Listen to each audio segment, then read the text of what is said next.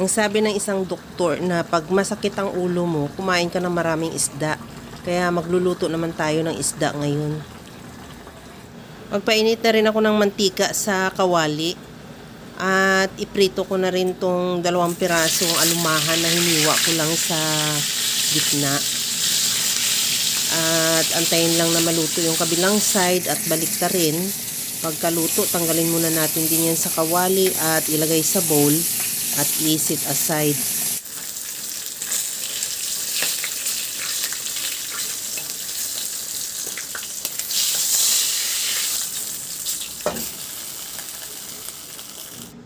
Maglagay na rin ako ng tubig sa isang kaldero, bali 500 ml. Lagyan ko na ng kamatis at sibuyas. Lagyan ko na rin ng asin at paminta at takpan ko muna hanggang sa kumulo. Pagkakulo, ilagay ko na yung okra at talong.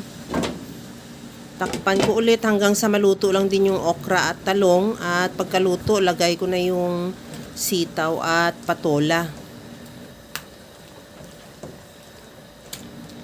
Ilagay ko na rin yung piniritong isda para magkaroon na rin ng lasa ng piniritong isda yung ating sabaw.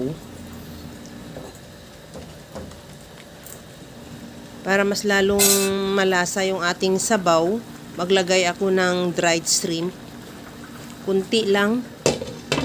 Takpan ko ulit para maluto lang din yung iba pang gulay.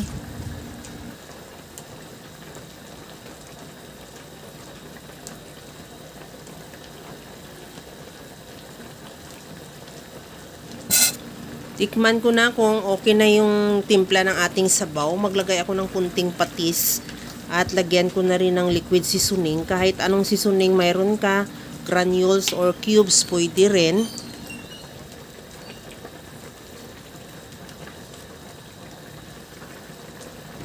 Luto na yung ating gulay at okay na rin yung sabaw.